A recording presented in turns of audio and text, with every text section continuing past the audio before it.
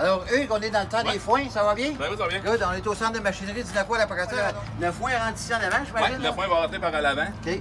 Ce modèle-là, on a des couteaux dedans qui vont couper le foin même à l'entrée. OK. Fait que la balle, c'est quelque chose qui va permettre de mettre jusqu'à 20-25% plus de foin dans la balle. OK. Qui est déjà coupé. Ah oui. Dans le fond, pour le défaire, ils vont le dérouler.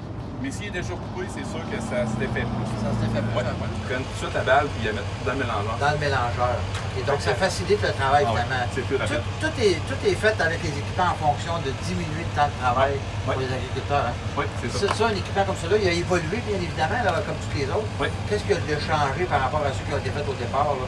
Hormis le fait qu'il y a des couteaux, là? Ben, je vous dirais que c'est pas mal ce qui est plus révolutionnaire aujourd'hui, les autocotes. Aujourd'hui, on vend ça à 95%. À 95%, parce que là, ça vient faciliter la vie des agriculteurs. Ouais, c'est ça. Dans un équipement comme celui-là, ça peut valoir combien? Juste un peu On parle d'environ 50 000. 50 000. On se rend compte là, que les équipements dans le monde agricole ne sont pas donnés, bien évidemment. Pour être capable, plus les fermes sont grosses, plus ça prend des gros équipements. Puis ils n'ont pas le choix, hein, donc, pas le choix. inévitablement. Est-ce que du partage d'équipements entre agriculteurs, des fois, ça... Il y en a quelques-uns, oui. Ils appellent ça un peu des CUMA, quelque chose comme ça. Il y en a quelques-unes, oui. Des coopératives d'utilisation de matériel, hein, c'est ça? OK. Fait que vous avez l'attelé. Oui. Tournez ça.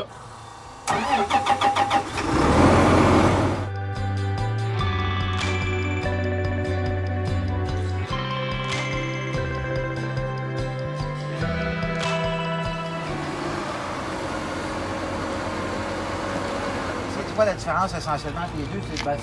C'est pas les mêmes tâches que quelqu'un qui va faire la construction par rapport à quelqu'un sur le monde de terre agricole. Oui, c'est plus au niveau des équipements, des attachements. OK. On a des attachements d'avant qui sont plus agricoles. Ça, je vois Cotec ici, là, ils font des attachements qui sont spécifiques à ces équipements-là. Ben, ils font des attachements, des fois comme celui-là, ils nous servent à passer d'un attachement à un autre. D'un attachement à un autre.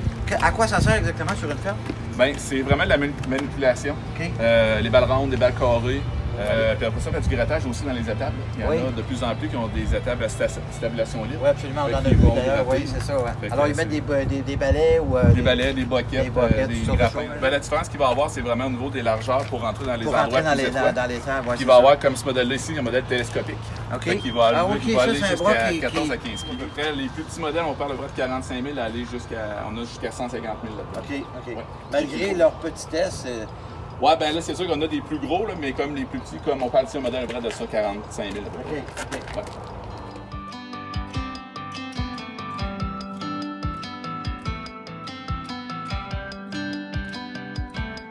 À l'intérieur ici du centre de service à la Pocatière, donc vous avez évidemment toute une gamme de services et de pièces, évidemment. Oui. Donc vous avez un garage ici, vous en avez un à Rivière-du-Loup aussi, j'ai En remarqué. Rivière-du-Loup, puis un Saint-Augustin aussi. Il y a un garage aussi à Saint-Augustin. Donc vous faites la réparation, la vente de pièces, de toutes sortes de pièces.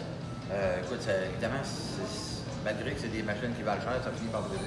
C'est sûr, ça reste la mécanique. C'est ça.